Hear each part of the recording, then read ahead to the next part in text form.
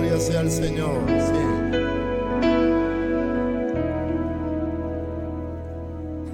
Gracias al Señor. Tomamos nuestras Biblias y en el Evangelio según Juan, en su capítulo 6, vamos a tener nuestra lectura.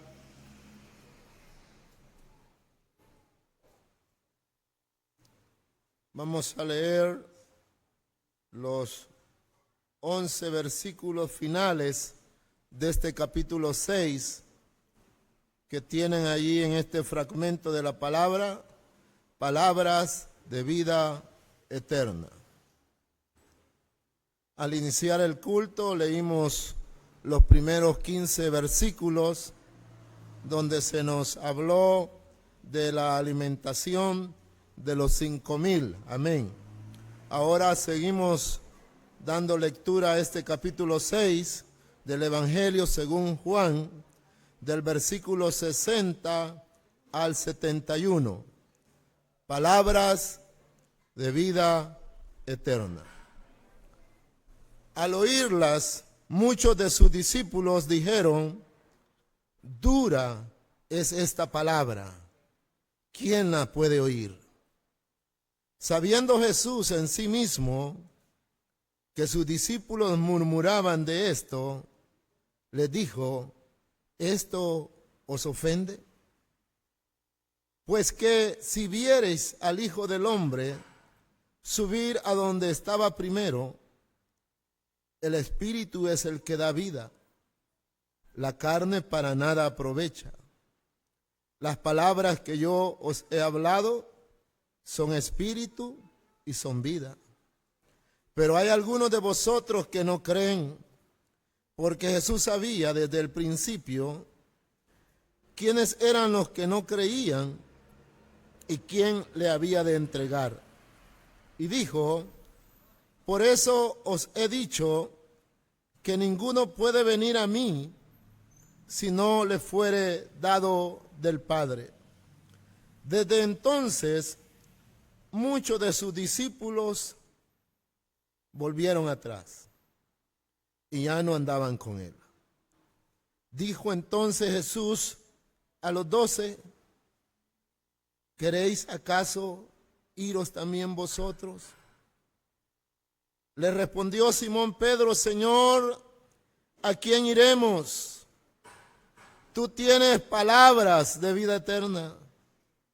Y nosotros hemos creído y conocemos que tú eres el Cristo, el Hijo del Dios viviente.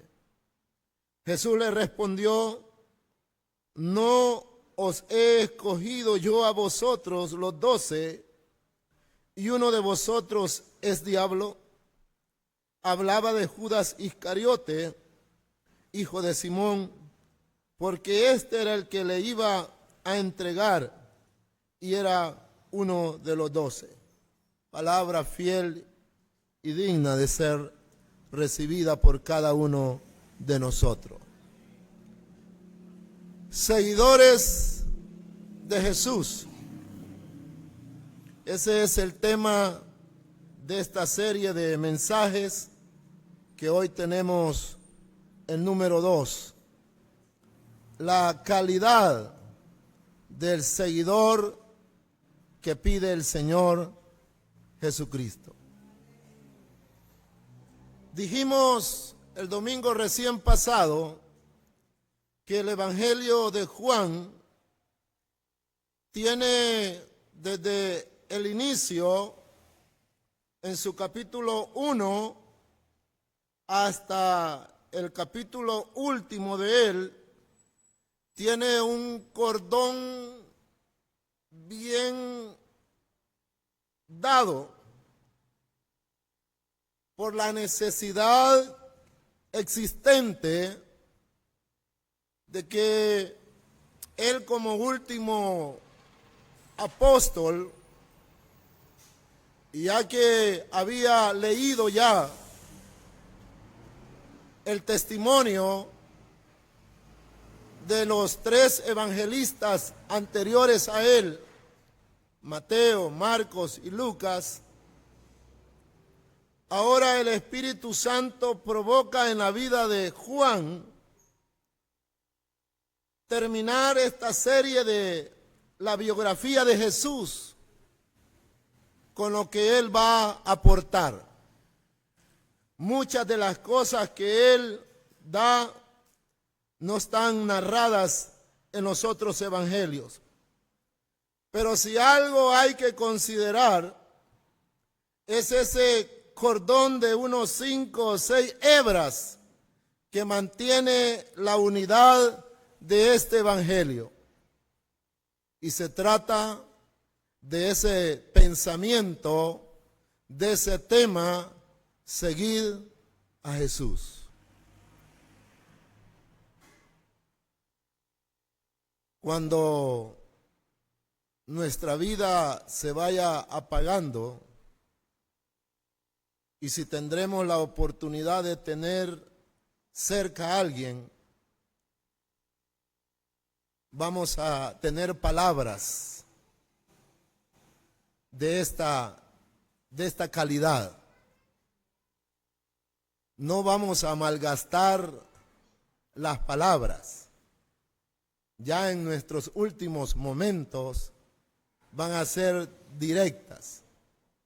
Y Juan, un anciano ya, el último de los apóstoles, quiere decirle a todos los que lean este evangelio cómo debe de seguirse a Jesús. Cómo debe de seguirse a Jesús. Y a través de todo su evangelio nos presenta pasajes donde tiene esa peculiaridad. Siempre, casi en una de ellas, se menciona una fiesta y alrededor de esa fiesta están eventos de milagros, están narrativas, están enseñanzas. Y una de estas hebras, de ese cordón de cómo es un seguidor de Jesús, está en este capítulo 6. El versículo 2 del capítulo 6 dice así: y le seguía gran multitud porque veían las señales que hacía en los enfermos. Así habla Juan acerca de este tema que le da continuidad, el que ha comenzado. Allá vimos unos 4 personajes en el capítulo 1. Vimos a Juan el Bautista, vimos al Señor Jesús y vimos 2 discípulos. 2 discípulos primero de Juan el Bautista, que Juan el Bautista le traslada al único que puede guiarnos. Ese es Jesús. Ese es Jesús. Y lo señala como el Cordero de Dios. He aquí el Cordero de Dios. Y ellos se disponen a seguir a Jesús. Y vimos en todo ese capítulo 1 esas preguntas y esas respuestas que ambos se dan. Jesús interroga, los 2 discípulos dan una respuesta y vuelven a preguntar. Y así está este capítulo 1, donde los que están protagonizando este capítulo, esta escena, son 4 personas. Ahora el contexto es totalmente diferente. Ya no son 4 personas. Ahora desde el inicio del capítulo 6 nos dice, y le seguía gran multitud, porque veían las señales que hacía en los enfermos. Multitudes, multitudes, como un fenómeno que se está dando hoy, después del COVID, que ha marcado la historia de la iglesia. Todos los estudios y la realidad que están viviendo las iglesias llamadas mega iglesia, a lo menos en los Estados Unidos, es que la gente ya no está llegando. La gente se está retirando. Las multitudes están saliendo de esos lugares. Había un mensaje allí muy animador de unos 30, 40 minutos, lo máximo según lo que ellos planeaban. Todo estaba envuelto en agradar a la vista y el oído de los que allí asistían. Pero antes de esto, encontramos hoy, en este contexto del capítulo 6 del Evangelio según Juan, también el mismo efecto. Multitudes que han venido a Jesús y lo han considerado como un maestro, como mi maestro, diciéndole rabí, como uno que tiene poder para hacer milagros. Pero la conclusión de este capítulo 6 es que, sin embargo, que Jesús vino para salvar a todo el mundo, pero quiere que sus seguidores estén totalmente seguros de lo que es seguir a Jesús. Seguir a Jesús. Y de ahí viene esta propuesta de Juan y nos regala esta enseñanza en este capítulo. Siguiendo a Jesús. Venían a ver las señales. Traían a los enfermos y los enfermos se iban sanos. Es decir, que buscaban a Jesús por los milagros, por las sanidades. Y no estoy diciendo que eso es malo. No estoy diciendo que eso es malo. Pero el propósito original para seguir a Jesús no es eso. Y lo vamos a ver a través de este capítulo 6. Quizás a todo pastor o a todo líder le gustaría eso que estaba ahí, las grandes multitudes, los números. Como si llena el ego de alguien al ver cantidades. Pero como estamos delante de Jesús, estamos delante del que conoce nuestras intenciones, del que conoce nuestros propósitos. Entonces no podemos delante de Él hacer obras falsas delante de Él, porque Él las conoce. Y Él le dice las señales. Si usted va para un determinado lugar, habrán señales que le indiquen cómo llegar al lugar. La señal no es el objetivo. Pero cuando la iglesia se queda en las señales,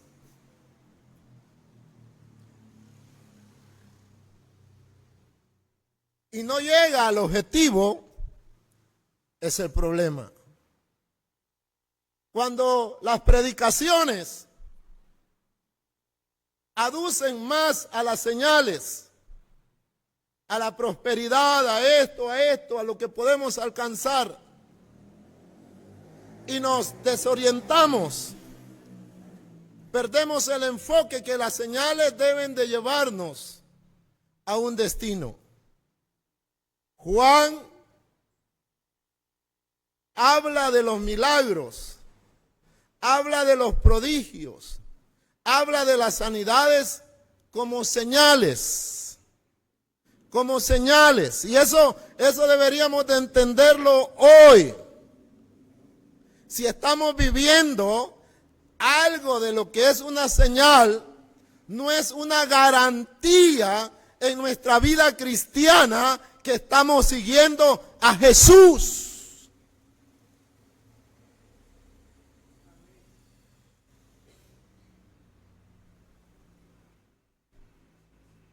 Porque ellos estaban envueltos, recibiendo todas esas señales, ellas lo vivían a diario, se enamoraron de Jesús, porque era el milagrero, era el que decía las palabras y eran sanos, era el que les daba esto y lo otro y recibían. Entonces, por eso Juan es directo y dice las señales. Las señales nos lleva a un destino, nos orienta a ese camino y ese destino que es el Padre. Así, hermanos, comienza este capítulo declarándonos el propósito de una multitud que ha perdido su horizonte, ha perdido hacia su destino y está variando, está teniendo ahí unas indecisiones.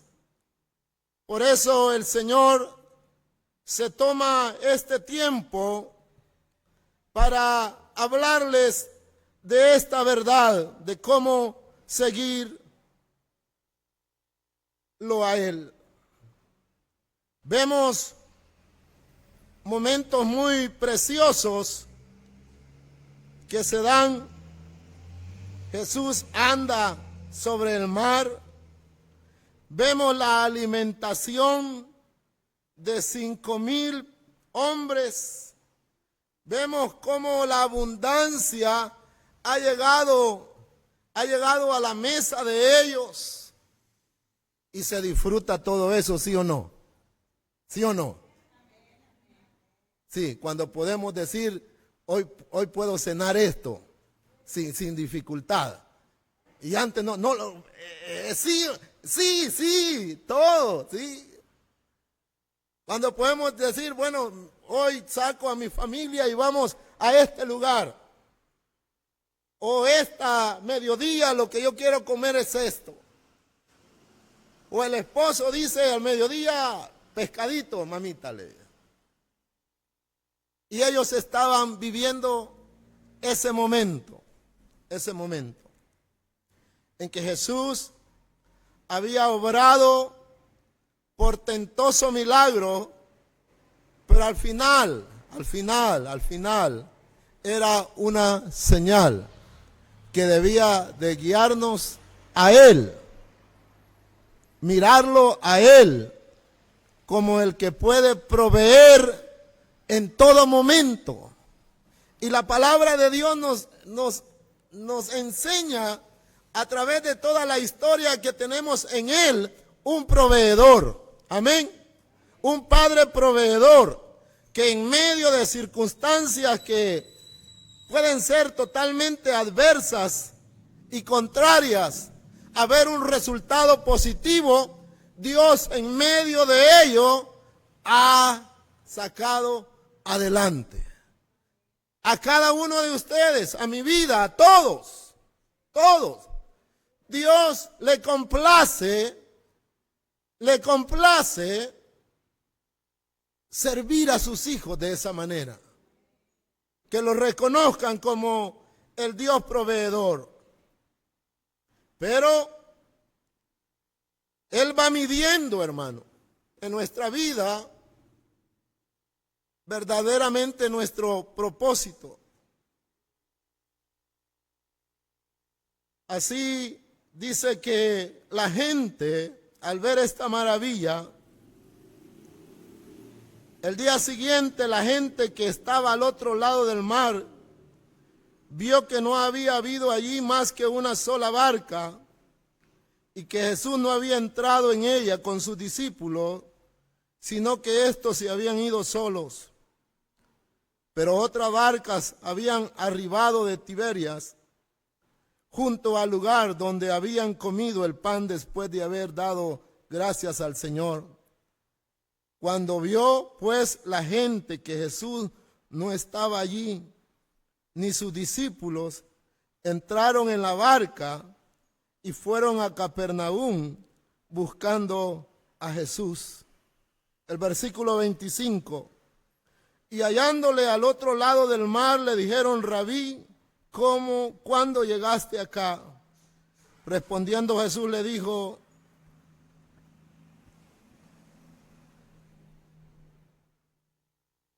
¿por qué me buscáis? ¿Por qué me buscáis?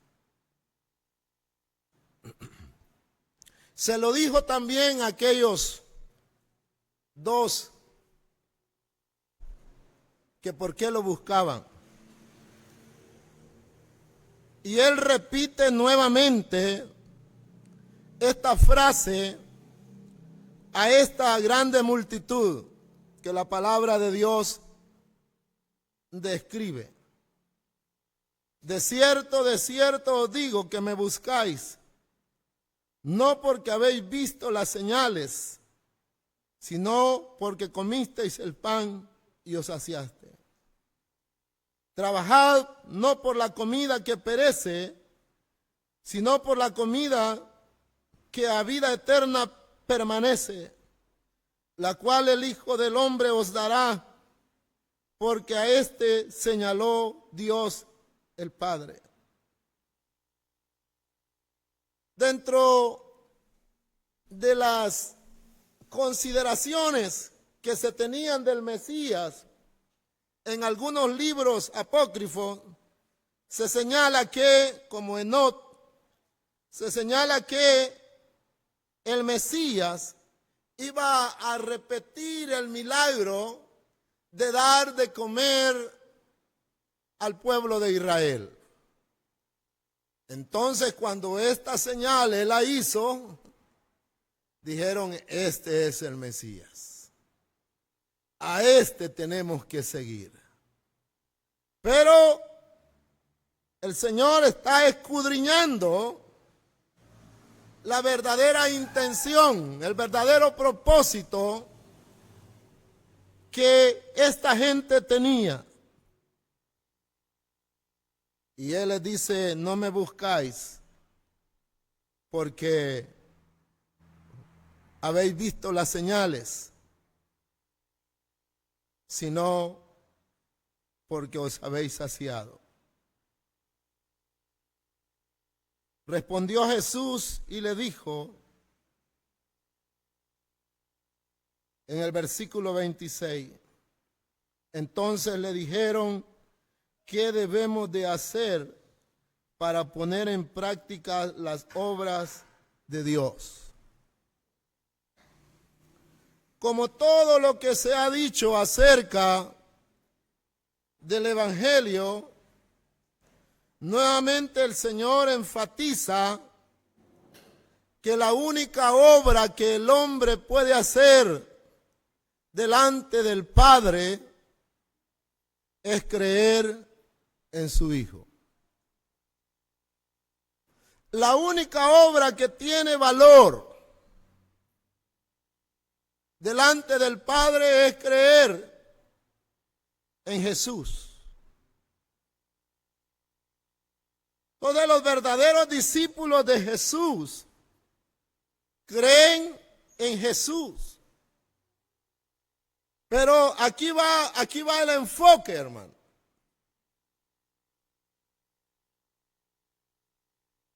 Creer en Jesús nos lleva a reconocer primero su identidad como el Mesías, como el Hijo de Dios, como el Rey de Reyes y Señor de Señores.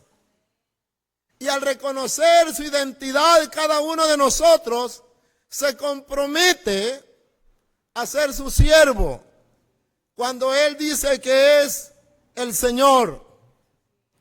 Cuando Él se señala como Rey, anhela que nosotros seamos sus súbditos. Y cuando Él se señala como Hijo de Dios, espera la mejor adoración de cada uno de nosotros. Entonces, identificar a Jesús, creer en Jesús, es estar completamente sabedores de lo que le corresponde al seguidor de Jesús. Amén. Amén. ¿Cuántas veces les hemos dicho a Jesús, mi Señor? Yo a veces le digo mi Señor, pero repienso esa expresión, mi Señor. Sé que mi Señor requiere una entrega total. No es una palabrita para elogiarlo a Él, es una que pesa sobre mí. Al declararla, al decirla. Entonces, al identificar a Jesús y creer en Él, Él comienza a darle la lección que todo seguidor de Jesús debe de conocer. Le dijeron entonces, ¿qué señal pues haces tú para que veamos y te creamos? ¿Qué obras haces? Nuestros padres comieron el maná en el desierto, como está escrito, pan del cielo les dio a comer.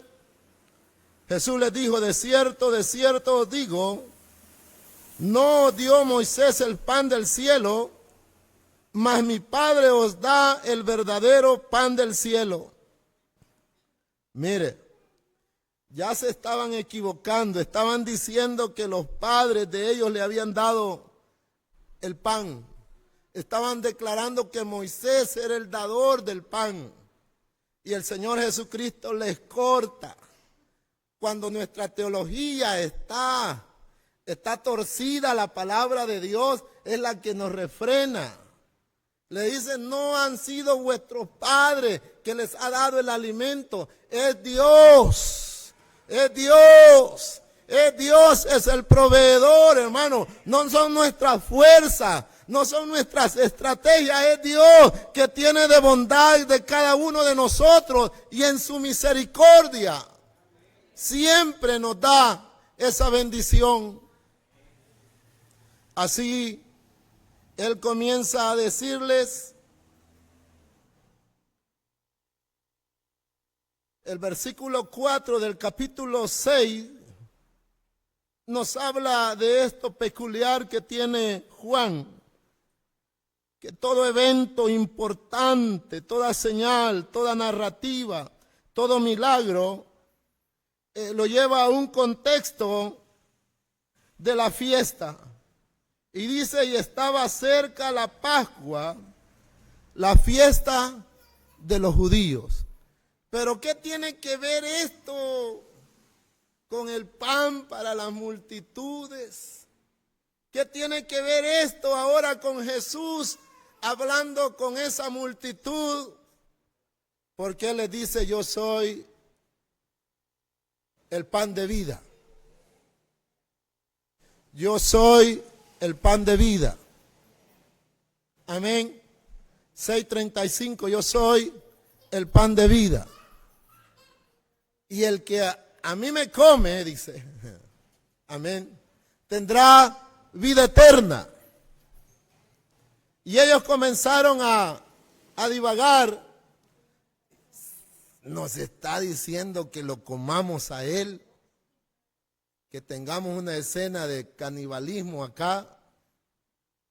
Y Él les va guiando y les dice, coman mi carne y beban mi sangre para que tengan vida eterna. Esas expresiones, hermanos, eran las que se decían en la cena pascual. El comer la carne del cordero que había sido inmolado para expiar el pecado de la familia. Y ahora el Señor les está diciendo, ese pan que comemos a diario, ese no nos va a llevar a ningún lado, no nos va a llevar a la vida eterna.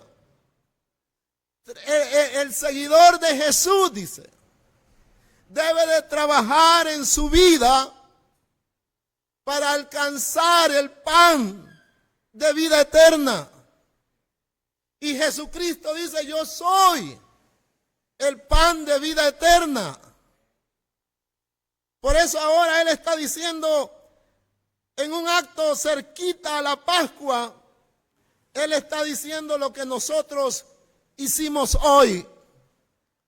Esto trascendente de tomar los elementos de la Santa Cena, Él las menciona en este capítulo y les dice que un verdadero discípulo de Él, un verdadero seguidor de Él, hace de esto su comunión. Gloria al Señor. Gloria al Señor. Gloria al Señor. Porque Él murió en la cruz del Calvario para darnos vida y vida en abundancia. Fuimos comprados a precio de sangre. Amén. Y esa es la manera como Él nos está recordando. Porque muchas veces, hermano, perdemos ese hilo de la comunión con Dios. Y es a través de estos elementos que Él nos estimula a que nuestra fe vaya creciendo.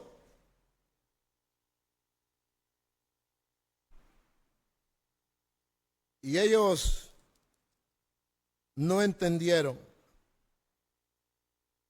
Porque mi carne es verdadera comida y mi sangre es verdadera bebida.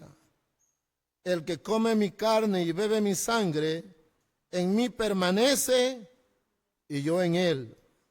Como me envió el Padre viviente, yo vivo por el Padre. Asimismo, el que me come, él también vivirá por mí. Este es el pan que descendió del cielo, no como vuestros padres comieron el maná y murieron. El que come de este pan vivirá eternamente. Estas cosas dijo en la sinagoga, enseñando en Capernaum. Pero al oír esto,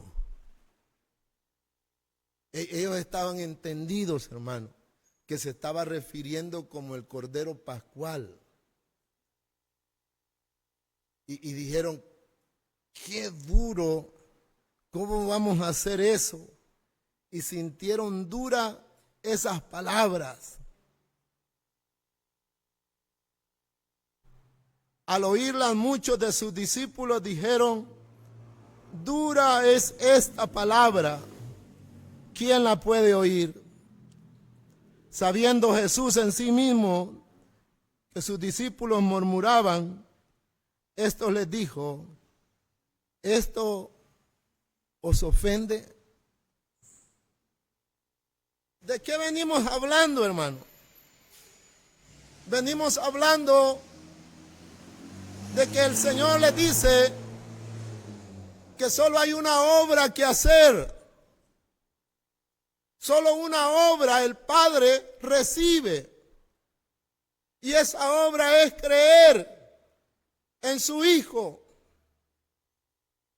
Y el Señor les dice: yo soy el pan de vida. Yo soy el Cordero de Dios. Crean que si me comen a mí y beben de mi sangre, van a tener vida eterna. Y esto le chocó a la mente de todas estas personas. Chocó en la mente de ellos cuando el Señor les demandó esa verdad para aplicarla en su vida. Y ellos dijeron: qué dura es tu palabra, qué dura. Porque como hay que creer conforme a Jesús, hay que creer conforme a Él. Y eso es lo que provoca, hermano, en nosotros esa resistencia. Porque nosotros queremos creer muchas veces a nuestra manera. Queremos hacer un evangelio acomodado a lo que yo pienso, a lo que yo creo. Y eso mina nuestra vida espiritual. Y necesitamos, pues, volver a esas palabras que el Señor dijo en esa ocasión: comamos de Él, porque comer de su sangre y comer de su carne es creer en la obra de Él, y que no hay otra forma en que podamos tener nosotros acceso delante del Dios Padre, sino que a través del Señor Jesucristo. Y siempre, hermano, en nuestras vidas, siempre hay una palabra que nos confronta.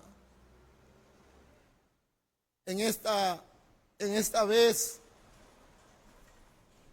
el Señor ha venido si hemos leído Juan hasta este momento, nos encontramos que de alguna manera ha confrontado a los dos discípulos de Juan el Bautista. Los ha confrontado. ¿Y ustedes a quién buscan, pues? ¿Qué buscan? ¿Qué buscan? Los confrontó. Luego habló con la mujer samaritana. También la confrontó. Quiero ver a tu esposo. Confrontó a Nicodemo, el conocedor de la ley. Tenés que nacer de nuevo. A todos, hermano, que el Señor tiene una oportunidad en nuestra vida, siempre va a llegar un momento en que sentirnos así es bueno, porque se está viendo el interés de Él para nosotros. Cuando no hay ninguna reprensión, cuando no sentimos que de Dios nada a nuestra vida, es muy peligroso. Pero ahora Él les dice a ellos, a los 12, a sus apóstoles posteriormente, les dice: ¿queréis iros también vosotros? Es una palabra, digamos, fuerte. Pero más que ver lo que ellos sintieron es lo que el Señor quería encontrar en el corazón de cada uno de ellos. Saber si estaban identificados ya con Él. Si la calidad de seguidores que ellos eran, porque hermano, lo que ellos iban a padecer, hermano, era tremendo. Si lo queremos ver solo en el momento, pero gracias a Dios nosotros tenemos el contexto de la tradición también, que vemos cómo estos hombres murieron posteriormente. Y no era algo sencillo lo que el Señor les estaba pidiendo. Aquellos, cuando el Señor les dijo, beban mi sangre, coman mi carne, crean como el Padre lo dice acerca de mí, sintieron que era duro y regresaron. Dice, y desde allí dice, muchos de ellos se regresaron. Pero ahora el Señor no se dirige a la multitud, se dirige a su iglesia. Se dirige a su iglesia y le dice, ¿y vosotros queréis iros también? Le dice. Hermanos, cada uno de ellos ofrendó su vida por haberse identificado, por haber comido esa carne y haber bebido esa copa. Por eso es necesario, hermano.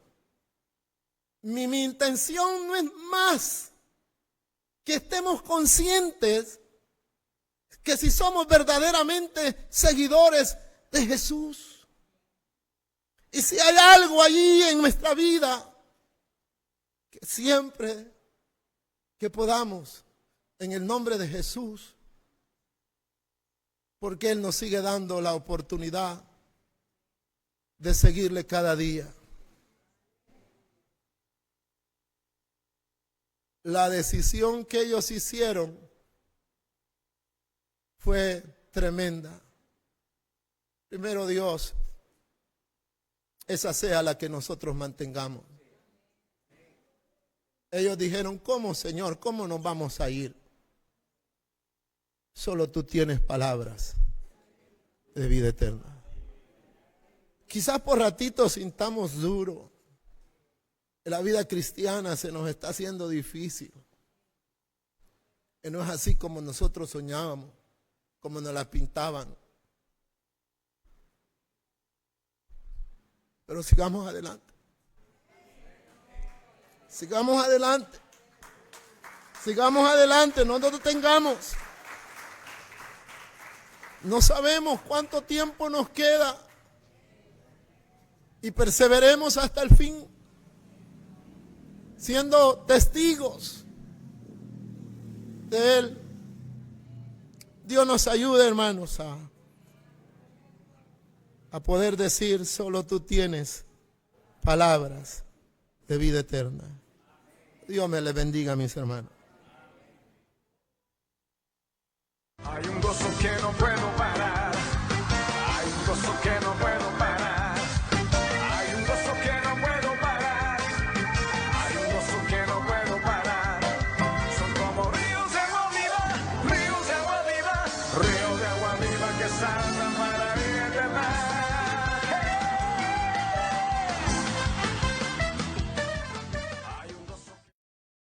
Hay un gozo que no puedo parar. Hay un gozo que no puedo